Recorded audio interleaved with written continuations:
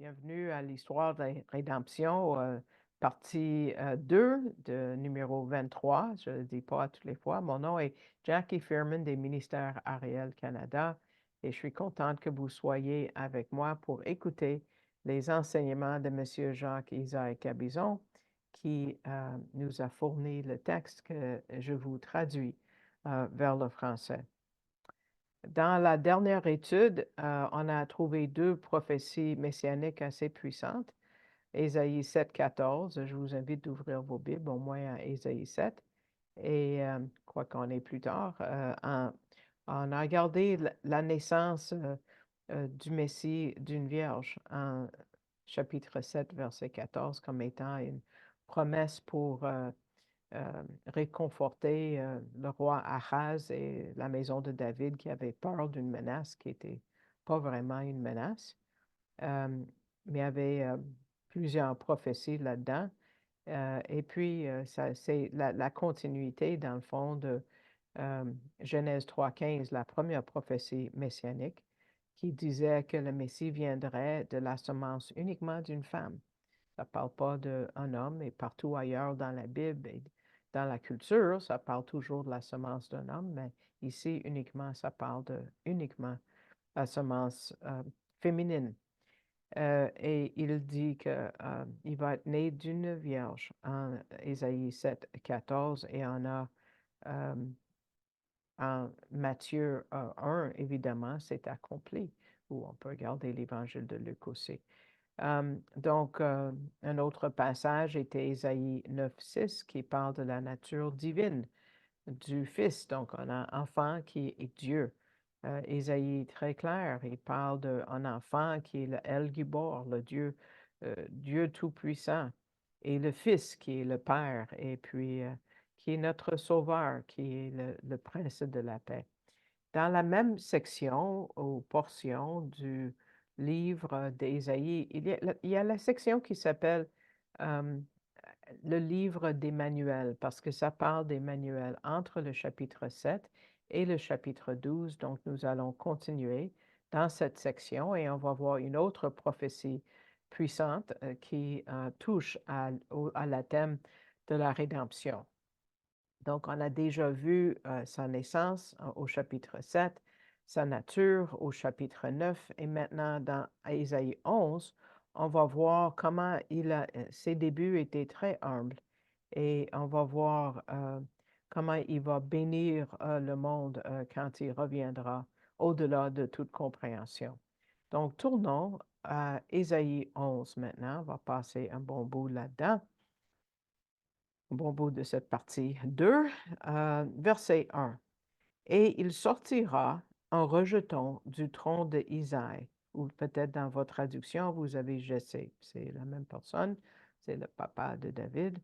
Et une branche de ses racines fructifiera. Et l'Esprit de l'Éternel reposera sur lui, l'esprit de sagesse et d'intelligence, l'esprit de conseil et de force, l'esprit de connaissance et de crainte de l'Éternel. Donc, ça parle de sa première venue parce qu'on voit qu'il vient du trône d'Isaïe. Bon, je vous ai dit, c'est le papa de David. Um, mais si on avait dit un rejeton va sortir du trône de David, on pense à quelqu'un de fort, hein? Mais comme par exemple, Jésus reviendra pour établir son royaume, mais ici, c'est un homme qu'on ne connaît pas. C'est qui Jessé, Isaïe? Euh, Il est, parce que quand le Messie vient la première fois, il est peu connu, il est même méprisé, il est rejeté, il est inconnu. Quand sa mère était au point de donner naissance, il n'y avait pas de place pour accoucher. Myriam a dû donner naissance dans une caverne, dans une cave. C'est ça, une grange. Pas dans un palais, pas pour le roi. Et même quand il est devenu adulte, Jésus est resté humble dans sa façon de vivre. Il a dit qu'il n'y avait pas de place pour mettre sa tête, pour se coucher. Et il ne pouvait même pas trouver une bonne place pour lui dans toute sa création. il est venu comme un rejeton du trône, mais pas de David. Euh, Quand ça va être à sa deuxième venue. Mais sa première venue, c'était du trône de Jessé. Euh, et aussi, on a l'idée qu'Israël ne va pas le reconnaître. La première indice nous a été donnée au chapitre 9, donc tournez quelques pages avant, chapitre 9, verset 1, et vous allez voir d'où viendra le Messie. Vous êtes habitués peut-être à penser à Michée 5.2, à Bethléem, mais ici, ça dit où Jésus va faire son ministère. Peut-être vous n'étiez pas au courant. Ésaïe 9, verset 1, nous localise le lieu de son, de, euh, où il va rester et faire une bonne partie de son ministère. Verset 1 dit, toutefois, l'obscurité ne sera pas selon que la détresse fut sur la terre, quand au commencement il pesa légèrement sur où le pays de Zabulon et le pays de Nephtali, et plus tard s'appesantit sur elle le chemin de la mer, au-delà du Jourdain, Galilée des nations. Donc, le ministère de Jésus commence pas à Jérusalem. On pense, bon, un roi juif, ça doit être là. Tu sais, il doit opérer d'une place où la majorité des gens devaient s'attendre pour le voir. Mais non, ils ne s'attendaient pas à le voir en Galilée. En Galilée des non-juifs, des gentils. Galilée des nations. euh, avec les Juifs et les non-Juifs, pas exclusivement avec un peuple, mais tout de suite avec tout le monde, les Juifs et non-Juifs, qui veut dire la planète entière, dans le fond. Donc, son ministère a débuté en Galilée, dans les territoires de Zabulon et Nephtali, et pas à Jérusalem, où tous les religieux se trouvaient. Hein.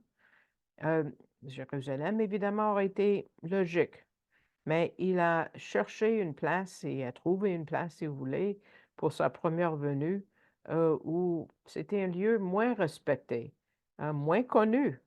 Et c'était parfait pour la première venue. Il a trouvé un lieu qui matchait parfaitement, qui jumelait parfaitement avec l'opinion que les gens avaient de lui. Les gens ne regardaient pas, tu sais, la Galilée en bonne estime. Les Juifs de la Judée, qui étaient plus vers le sud de Jérusalem, disaient que ceux de la Galilée étaient matérialistes. Ils étaient ignorants des choses spirituelles. Il y a un dicton de l'époque qui disait, si tu veux être sage, tu vas rester à Jérusalem. Si tu veux juste être riche, ben va donc en Galilée. Tu sais, pas intéressant. Donc, Donc, c'est arrivé exactement comme la prophétie d'Ésaïe nous a dit. Donc, ça n'aurait pas dû surprendre qui que ce soit. Euh, 750 ans environ avant la naissance de Jésus, on a cette prophétie. Avez-vous remarqué l'adresse précise où trouver le Messie? Il dit la terre de Zabulon et de Nephtali, le chemin de la mer au-delà du Jourdain, Galilée des nations, encore là les Juifs et les non-Juifs. Donc, s'ils ne l'ont pas trouvé à Bethléem, ils peuvent le trouver à Nazareth et ensuite à Capernaum. Euh, Dieu a dit, on l'a déjà vu plusieurs fois, en Ésaïe 45, 19, je ne parle pas en secret. Je ne parle pas en secret. Ésaïe 45. Mais les leaders religieux ne savaient pas. Ils ont dit à Nicodème, par exemple, en Jean 7, Enquiers-toi et vois si un prophète n'est pas suscité de Galilée.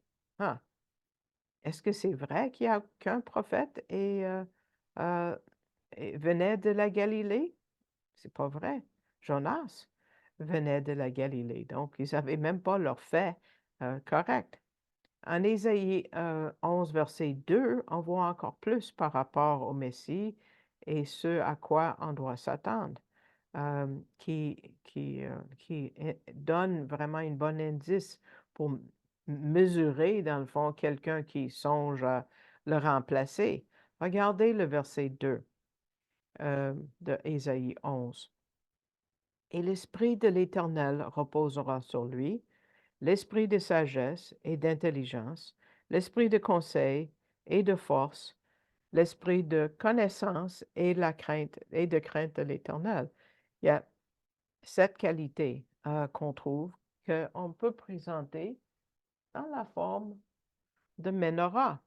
Le menorah, c'est le chandelier qui était au temple et on va voir que la partie centrale qui tient le plus, c'est l'Esprit de Jéhovah. Donc, l'Esprit de l'Éternel est le point principal. Et puis, les autres sont juste des sous-points, si vous voulez. Quand Jésus était sur la terre, il agissait dans la puissance de l'Esprit, comme nous voyons dans les évangiles. Et c'est la branche centrale et les autres sont jumelés en deux. Donc, vous voyez, la branche centrale, c'est unique et les autres branches sont jumelées. Donc, ici, on voit de sagesse, l'esprit de sagesse et d'intelligence. Donc, euh, ces deux sont jumelés ensemble et parce qu'il est la sagesse personnifiée. Dans tout ce qu'il a dit, tout ce qu'il a fait, on a l'exemple parfait de sagesse. Et c'est lui qui est notre sagesse maintenant. 1 Corinthiens 1:30 dit qu'il est devenu sagesse de Dieu pour nous. Donc, c'est en lui qu'on peut trouver la vraie sagesse et la vérité, et uniquement en lui. Et l'intelligence est jumelée avec, parce que étant Dieu incarné, le Dieu omniscient, c'est lui seul qui peut nous donner de la compréhension dans toutes les choses dont on a besoin. Il ouvre nos pensées aux choses spirituelles et il nous révèle le Père. Continuons, on voit l'esprit de conseil et de force. Donc, l'esprit de conseil décrit sa vie pratique. Le mot etza, c'est le mot conseil, c'est de tirer les bonnes conclusions pour avoir un bon plan pour des situations et une stratégie compréhensive. Si vous voulez voir un exemple, vous pouvez regarder plus tard à Matthieu 22, versets 15 à 22, Matthieu 22, versets 15 à 22. Ensuite, quand ça dit de force, c'est le mot gevura, qui veut dire la capacité d'exécuter ses plans avec de l'énergie. Un exemple, c'est Luc 24, 19, qui dit un prophète puissant en œuvre et en parole devant Dieu et devant tout le peuple. Donc, on voit pourquoi le conseil et la force doivent être jumelés ensemble. On va passer à la dernière combinaison, l'esprit de connaissance et la crainte de l'Éternel. Ça décrit la vie spirituelle du Messie. La connaissance est le mot da'at. C'est une compréhension qui est développée de l'expérience. C'est l'expérience avec Dieu qui lui donne la connaissance. C'est pas juste son quotient d'intelligence. C'est l'expérience avec Dieu. Et c'est une connaissance qui est reliée à l'amour. Et la crainte de l'Éternel, c'est de révérer Dieu. C'est le mot yira en hébreu. C'est la crainte révérentielle. Donc, toutes ces choses, n'est-ce pas, représentent des exemples pour nous à suivre et il est capable de nous donner ces capacités-là aussi. On peut avoir l'esprit de l'Éternel, il nous habite, mais on peut être contrôlé par l'esprit. Jésus veut partager ses traits de caractère avec ceux qui le suivent. On ne peut pas les avoir dans leur plénitude, c'est sûr, mais c'est disponible. Ça, ça, on se rappelle quand 1 Pierre nous dit Soyez saints car je suis saint. Et il peut nous donner de cette sainteté. On ne peut jamais être aussi saint que lui, mais il va nous aider à devenir plus saints. Plus on continue dans le chapitre 11, on va voir ce qu'il va faire quand il va régner de Jérusalem. Il va amener l'harmonie entre l'homme et la nature, entre Dieu et l'homme aussi. dans le royaume messianique. Regardons versets 6 à 8 dans Ésaïe 11. « Et le loup habitera avec l'agneau, et le léopard couchera avec le chevreau. Et le veau et le jeune lion et la bête grasse seront ensemble, et un petit enfant les conduira. La vache paîtra avec l'ours. Leurs petits coucheront l'un près de l'autre, et le lion mangera de la paille comme le bœuf. Le nourrisson s'ébattra sur le trou de l'aspic, et l'enfant sevré étendra sa main sur l'antre de la vipère sans danger. » L'homme ne peut jamais essayer de créer des conditions comme ça. Quand Jésus reviendra pour établir son royaume, tout va être restauré, comme c'était au Jardin d'Éden. Donc, la malédiction va être enlevée et la vraie paix et l'harmonie vont régner. M. Gabizon dit, la Bible, c'est vraiment un livre de confort. Où d'autre est-ce qu'on peut trouver toutes ces rassurances pour un espoir futur?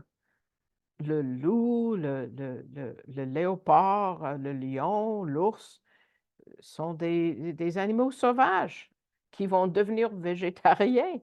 Et l'agneau, le chèvre, la vache et le bœuf vont vivre en paix avec eux. Monsieur Gabizon dit souvent, au lieu de se manger les uns des autres, certains animaux vont pas manger d'autres animaux, ils vont manger avec d'autres animaux, tout à la table ensemble, si vous voulez. Et beaucoup dans le christianisme disent, oh non, ça n'arrivera pas littéralement, mais ils ne prennent pas la parole littéralement, c'est ça le problème. Ils disent, oh, c'est juste symbolique. Non. La création telle que nous voyons aujourd'hui, c'est pas ce que Dieu avait toujours voulu. Les Écritures nous disent que la création elle-même souffre à cause du péché. C'est Paul qui nous donne un commentaire de cette idée en Romains 8, versets 19 à 21. Romains 8, 19 dit, « Car la vive attente de la création attend la révélation des fils de Dieu.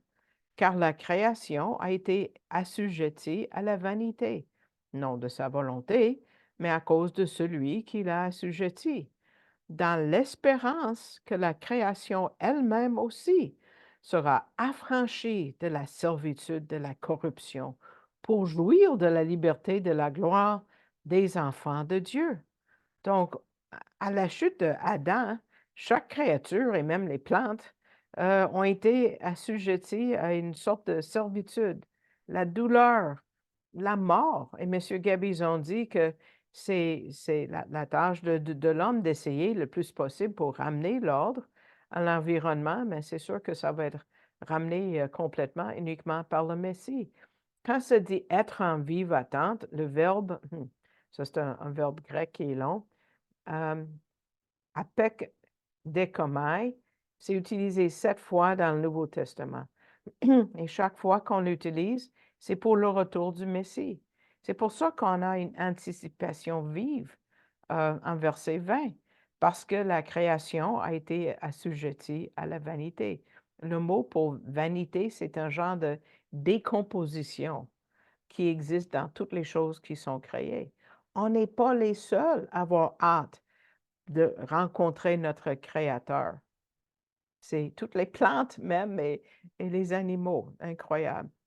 La prochaine fois qu'on fait une étude ensemble, on va regarder plus dans le royaume messianique où on va trouver la paix mondiale que tout le monde cherche. Donc, j'espère que cette étude vous a béni et on prend fin à la deuxième partie de cette étude et merci de votre écoute.